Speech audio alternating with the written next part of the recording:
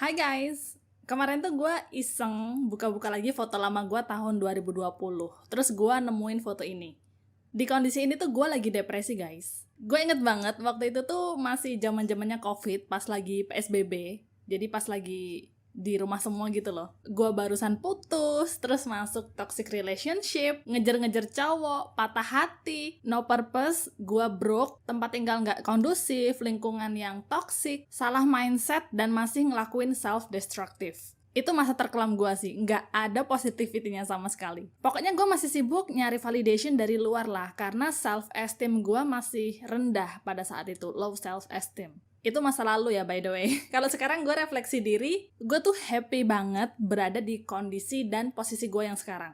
I never been so proud with myself like today. Tapi kalau gue flashback, perjalanannya tuh sangat-sangat berat guys. Gue harus melawan ketakutan terbesar gue sampai gue diusir dari rumah. It's another story by the way. Tapi intinya gue mengalami transformasi hidup yang besar lah. Dan ini lebih dari sekedar transformasi badan. Kalau transformasi tubuh mungkin lu udah sering lihat postingan gue di Instagram ya. Tapi kalau transformasi hidup, gimana caranya gue level up sama ningkatin kualitas diri, baru mau gue sampein sekarang di video ini. So yeah, in today's video gue mau berbagi pengalaman tentang 12 cara untuk meningkatkan kualitas diri. Jadi kalau lu berkomitmen mau merubah hidup tahun ini, pay attention sama poin-poin yang bakal gue sampaikan nanti. Kalau bisa di take notes aja biar nggak lupa. Dibaca-baca lagi dan mulai terapin di kehidupan sehari-hari. Karena kalau lu cuma denger aja, pasti bakal lupa. Hidup lu berubah itu bukan karena nonton YouTube gua, tapi karena action yang lu lakuin setelah nonton YouTube gua. Hai, my name is Rebecca. Gue suka sharing topik tentang wellness, self-love, and growth mindset. Jangan lupa subscribe karena lu bakal dapetin banyak banget hal positif and insight baru lainnya dari channel ini. Oke, langsung aja kita bahas ya. Tips pertama adalah benerin jam tidur. Kenapa benerin jam tidur ini gue taruh di topik atau tips yang paling pertama? Karena ini penting banget, crucial. Emang kelihatannya sepele, tapi ini sangat berpengaruh guys. Jadi waktu gue masih depresi dulu, gue tuh hampir gak pernah tidur. Kayak cuma semalam tidur cuma 2 jam. Karena gue gak memprioritaskan tidur. Namanya juga orang depresi ya, pada saat itu yang gue rasain tuh gue kesepian, gue anxiety, jadi gue nggak bisa sendirian. Gue selalu telepon temen gue atau gue teleponan sama cowok, tapi tuh ngobrolnya literally sampai subuh jam 5 atau jam 6 gue teleponan. Jadi sehari cuma tidur 1 jam, 2 jam, dan itu benar-benar merusak badan gue banget. Mental gue, tubuh gue, pikiran gue, pokoknya parah lah gara-gara gue nggak tidur. Makanya benerin tidur itu gue taruh di tips nomor pertama. Mungkin kelihatannya sepele ya, tapi gue mau tanya, lu udah melakukan belum? Kalau misalkan belum, lu bisa mulai praktekin dari hari ini untuk benerin jam tidur. Average tidur orang dewasa itu yang sehat adalah 6-8 jam deep sleep. Jadi deep sleep ya, bukan yang tidur ayam kayak gitu. So, catat ya, pertama adalah benerin jam tidur. Oke. Tips yang kedua, stop begging for attention. Nggak usah ngemis perhatian dari orang. Ini kesalahan yang gue lakuin dulu. Ketika gue depresi, gue tuh suka kasih waktu gue sama perhatian gue itu ke orang lain. Ya, let's say ke cowok lah ya. Gue perhatiin terus setiap hari, gue ingetin untuk makan, gue selalu tanya kabarnya, gue kirimin makanan. Pokoknya gue selalu perhatiin orang lain, dan gue tuh berharap orang lain bakal balik perhatiin gue. Tapi ternyata enggak, orang lain tuh enggak peduli sama diri kita guys. So, stop begging for attention. Jangan pernah ngemis perhatian dari siapapun. Jadi, ketika gue depresi tuh, gue enggak memperhatikan diri gue sendiri. Gue malah berpikir orang lain yang harus memperhatikan diri gue, dan itu salah banget. Lu harus memperhatikan diri lu sendiri. Bukan, lu gak usah berharap orang tua lu bakal memperhatikan lu, ataupun cowok lu, temen lu. No, stop it. Lu harus menggunakan waktu, energi, dan tenaga lu untuk memperhatikan diri lu sendiri. Kesehatan lu, badan lu, jam tidur lu, semuanya lu harus perhatikan. Jangan pernah ngemis. Jadi itu yang gue lakuin dulu guys. Gue selalu begging for attention dari orang-orang di sekitar gue lah. Dan ya kalau lu mau berubah, lu harus stop ngelakuin itu. Gue juga gak mau mentoleransi orang-orang yang gak bisa menghargai diri gue, apalagi waktu gue. Jadi waktu zamannya gue depresi yang gue suka begging for attention, gue tuh suka ngejar-ngejar cowok kan, you know. Terus gue juga berada di toxic relationship yang gue mention tadi di awal. Jadi gue tuh pernah pacaran, cuma dalam waktu 2 minggu lebih lah, gue tuh nggak ditelepon, nggak di chat, nggak diajak ketemu, kayak bener-bener di ghost. Padahal kan kita lagi pacaran gitu, tapi gue di ghosting, dan gue tuh begging for attention, kayak please text me, please call me, something like that. Kan dengan kata lain pada saat itu gue tuh nggak sadar kalau misalkan mereka tuh nggak menghargai diri gue ataupun waktu gue. So gue nggak mau mentoleransi hal itu lagi. Jadi kalau misalkan lu sekarang suka begging attention atau ngemis perhatian dari orang lain, stop it. Lu juga harus nggak boleh mentoleransi orang yang nggak menghargai waktu lu lah, karena diri lu, waktu lu itu sangat berharga. Kalau misalkan orang lain nggak bisa menghargai diri lu ataupun waktu lu kayak disepelein, atau kayak ibaratnya waktu lu tuh nggak dihargai gitu, dengan misalkan lagi janjian terus datangnya telat yang bikin lu gabut ataupun nunggu berjam-jam, udah stop, tinggalin. Jangan mentoleransi orang-orang kayak gitu. Trust me, kalau lu mau berubah tahun ini atau lu mau merubah hidup, lu harus lakuin tips yang nomor 2. Jangan lupa dicatat. Tips nomor 3 adalah hit the gym. I know gue udah nge-gym itu sejak tahun 2018, cuma kan waktu itu lagi PSBB kan, jadi gue tuh hampir setahun cuma olahraga di rumah, body weight sama beli dumbbell dari Shopee, gue olahraga Zumba dance di rumah. Jadi kalau lu mau olahraga, mau merubah hidup maksudnya, lu harus hit the gym. I know, nggak semua orang tuh suka nge-gym, banyak orang yang sukanya tuh basket, berenang, lari, sepedaan, do whatever sports you like. Serius.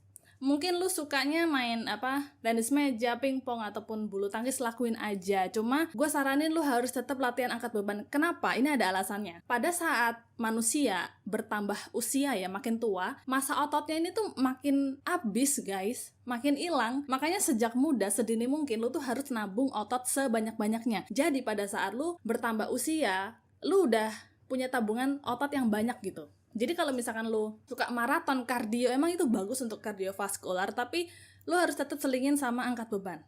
Ini wajib. Yaitu untuk nabung otot supaya di masa tua lu tuh udah punya tabungan otot sejak sekarang gitu. Jadi intinya poin nomor 3 adalah do whatever sports you like, tapi tetap lu harus angkat beban. Ya, lu sukanya dance ataupun lu sukanya memancing. Itu bukan olahraga sih, lo harus tetap angkat beban, hit the gym. So yang gue lakukan adalah gue daftar ke tempat gym baru. Cuma bedanya pada saat gue nge-gym ini pengetahuan gue tuh bertambah lah, sama cara latihan gue tuh udah beda. Jadi kalau misalkan lo mau merubah hidup, salah satunya lo harus angkat beban, nge-gym atau angkat beban. Oke? Tips nomor 4 yaitu surround yourself with positive people. Lu bisa cek video gue yang lain ya, yang judulnya tuh pergaulan yang buruk merusak kebiasaan yang baik. Di situ gue jelasin pengalaman gue ketika ketemu sama kelompok pertemanan yang berbeda. Tanpa sadar gue tuh pasti terpengaruh sama kelompok pertemanan gue.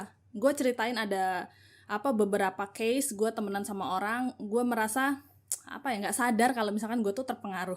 So itu bagus banget, lo harus nonton video gue yang pergaulan yang buruk itu.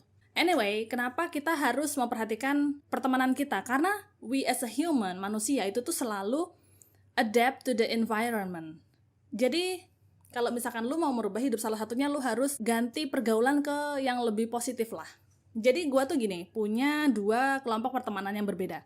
Ada kelompok pertemanan yang positif, tapi gue juga punya kelompok yang nggak terlalu positif gitu loh, you know what I'm saying? Jadi gue nggak bias, gue bisa pikir secara rasional gitu. Ketika gue depresi yang tahun 2020, gue lagi stres habis putus, gue lagi di toxic relationship, gue tuh menerima 2 advice berbeda, literally sangat bertentangan gitu dari kelompok tertentu, dari kelompok yang positif sama kelompok yang nggak terlalu positif ini. Ketika gue habis putus, kelompok yang positif itu tuh kasih gue advice untuk oke, kamu taking care sama kesehatan, sama diri lu, kayak take your time untuk fokus ke diri sendiri, untuk ningkatin kualitas diri. Jadi advice-nya tuh bagus banget kan, positif. Sedangkan kelompok yang nggak terlalu positif ini, tahu nggak nasihatnya apa yang gue dapet?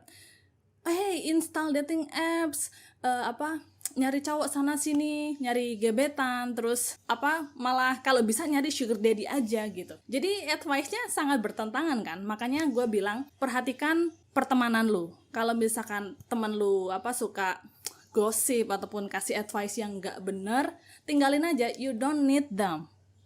Trust me, you don't need them. Kalau misalkan lu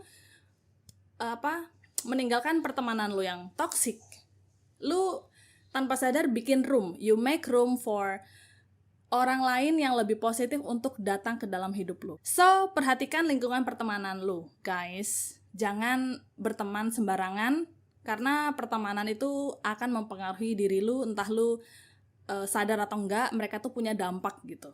Tips nomor 5, social media for purpose. Ketika gue depresi, emang sih gue suka main sosial media, tapi pada saat itu saking depresinya gue tuh memutuskan untuk gue ngedelete sosial media gue nggak main sosial media sama sekali. Tapi ketika gue mau merubah hidup, perspektif gue berubah terhadap sosial media.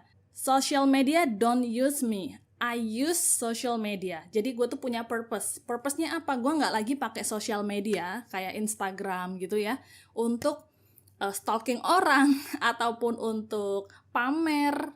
Tapi gue menggunakan social media untuk menginspirasi orang lain, untuk belajar hal baru, untuk mengedukasi. Jadi kalau lo menggunakan sosial media dengan benar, lo put yourself out there, lu tuh nge-attract orang-orang yang satu hobi, yang satu pemikiran, satu interest sama lu untuk find lu. Jadi orang yang kayak gue hobinya fitness gitu kan, gue suka sharing hal-hal tentang fitness. Dari situ, dari sosmed, gue tuh bisa ketemu sama orang-orang yang inspiratif gitu. Gue ketemu sama orang-orang yang hebat, yang luar biasa, yang mereka tuh suka mengedukasi fitness. Jadi gue punya teman baru yang lebih positif.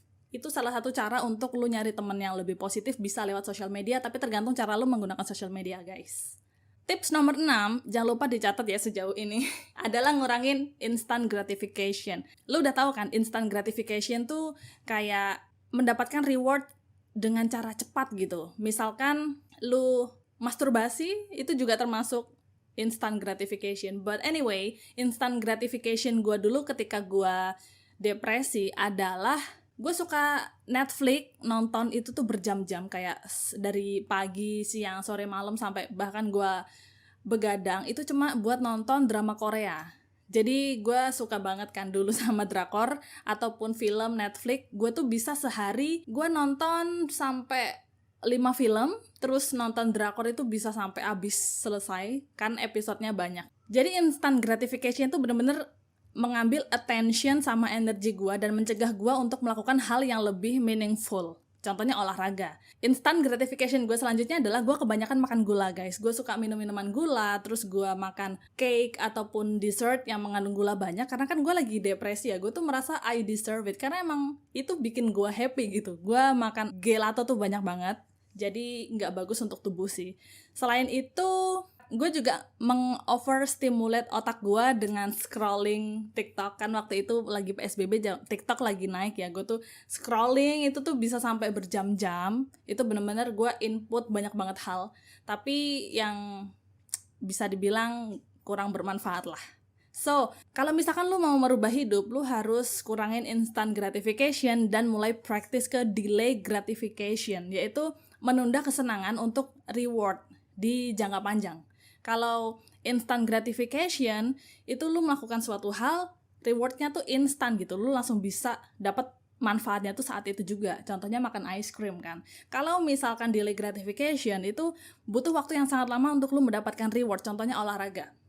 Olahraga itu meaningful dopamine. Lu ngelakuin olahraga setiap hari, lu capek, lu konsisten. Rewardnya nggak langsung lu rasain, tapi di masa depan. Terus baca buku juga. Jadi mulai practice delay gratification kalau misalkan lu mau berubah hidup.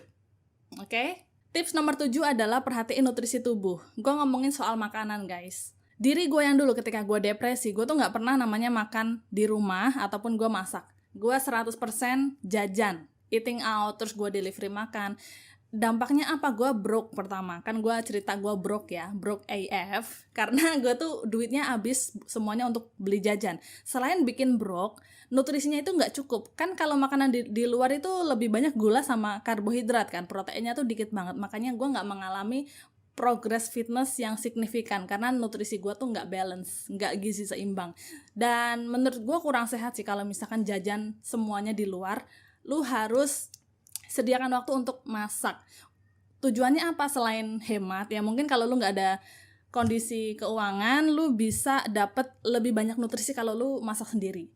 Makanan itu tuh selain menutrisi tubuh kita, makanan juga berpengaruh untuk kesehatan mental health and your mood. Lo bisa cek video gue yang resolusi. Di situ gue jelasin tips tentang mental health, salah satunya adalah makanan. Gue juga cerita kalau misalkan gue makan junk food sama gue makan masak di rumah, itu besok paginya tuh ngasih efek yang beda banget gitu. Yang saat gue makan junk food nggak ada energi, saat gue makan makanan yang bernutrisi, gue jadi mood gue bagus, terus gue banyak energi. Jadi makanan itu sangat berpengaruh. So, kalau lo mau merubah hidup, lu bisa mulai perhatiin makanan lu, guys. Jadi kalau misalkan sekarang lu suka minum minuman alkohol ataupun minum gula setiap hari, lu kurang minum air putih, terus lu jajan di luar, stop right now. Lu mending ke pasar ataupun lu makan di rumah atau beli di warteg lah. Warteg itu menurut gue sehat ya. Ini it's just in my opinion. Lu bisa mulai perbaiki makanan lu.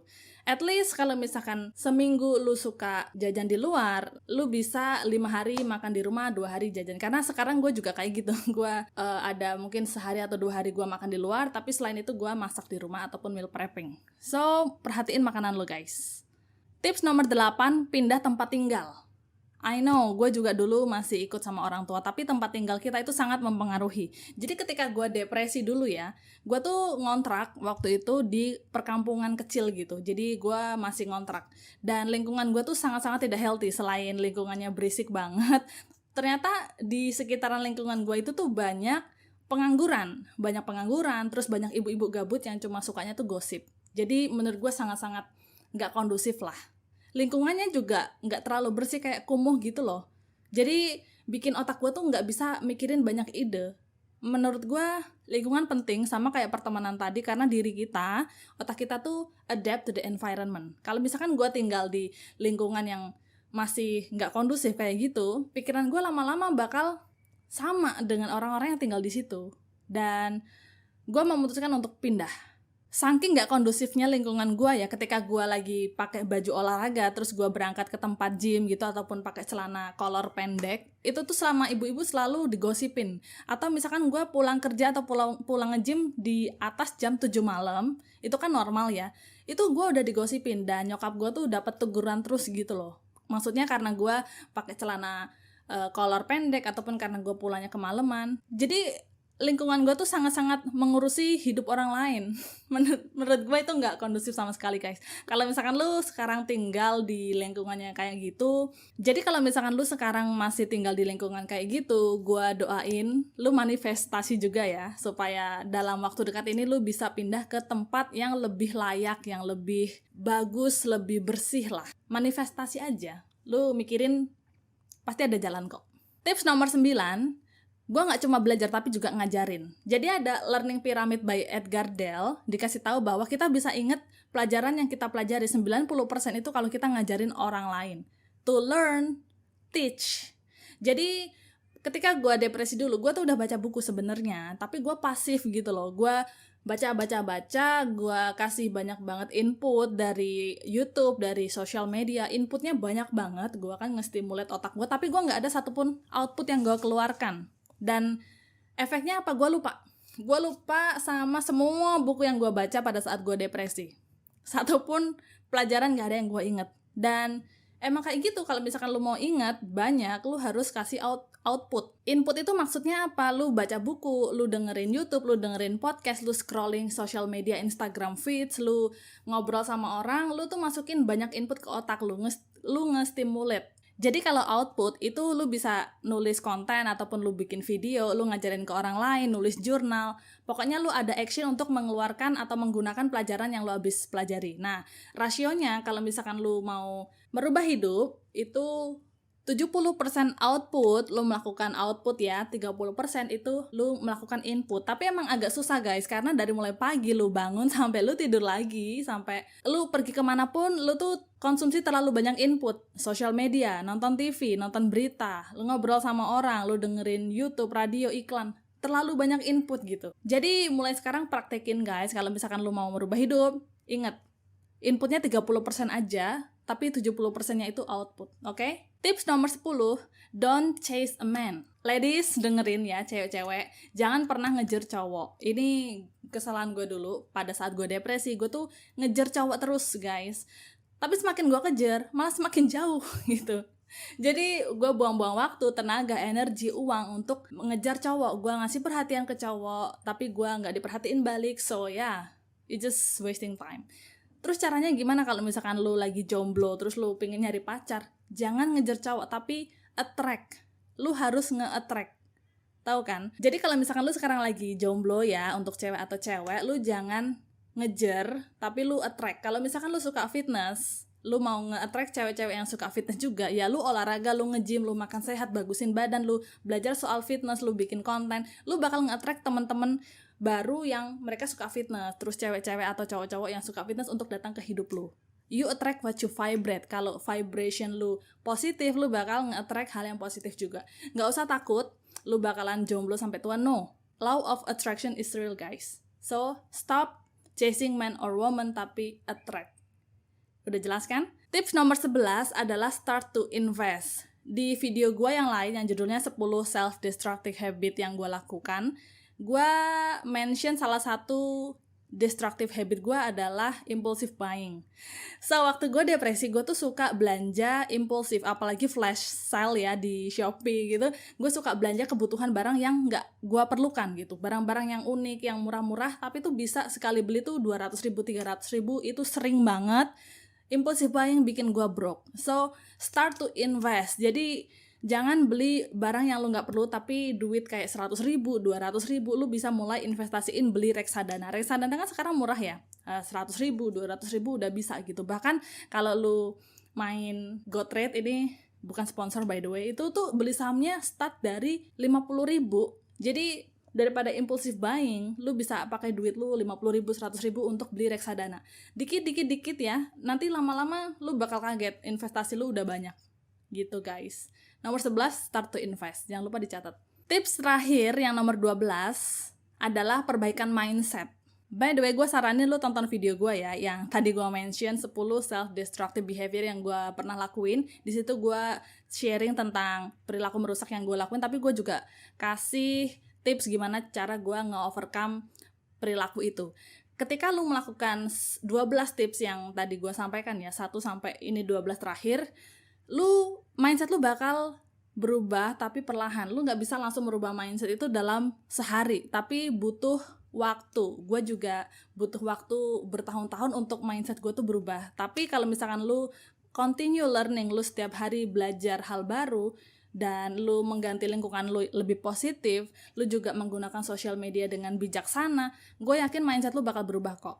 So, conclusion dari video hari ini adalah, kalau misalkan lu nggak suka sama hidup lu sekarang, lu nggak happy, lu nggak bahagia, lu benci sama badan lu, ataupun lu benci sama pekerjaan lu nggak suka sama lingkungan tempat tinggal lu nggak suka sama pertemanan lu punya 2 opsi. Lu mau pasrah aja, lu pasif, lu menerima keadaan, tapi lu komplain, tapi nggak melakukan apapun, atau lu berkomitmen untuk merubah hidup. Lu mau merubah kondisi atau situasi yang lu alami, entah lu kesulitan keuangan ataupun lu punya pengalaman yang kurang enak, mungkin lu habis putus, lu bisa merubah itu. Gue kasih tahu, lu punya kemampuan untuk merubah kehidupan lu. Gue baca buku Anthony Robbins yang Awaken the Giant Within. Penulisnya bilang kalau setiap manusia kita tuh sebenarnya punya power. Kita punya kekuatan, kemampuan untuk merubah hidup atau taking control. Kita yang mengontrol situasi kita. Cuma banyak orang yang gak sadar ataupun gak tahu gimana caranya dan lebih memilih untuk pasif. Itu masalah mental guys. So, gue harap dari 12 tips ini bisa bermanfaat buat lo ya, yang emang berkomitmen mau merubah hidup. Saran gue, sabar aja. Lu gak bisa langsung overnight lu langsung sukses ataupun langsung hidup lu berubah. No, lu butuh waktu. Tapi kalau misalkan lu berniat, lu bisa mulai lakuin dari hari ini tips yang tadi gue jelasin.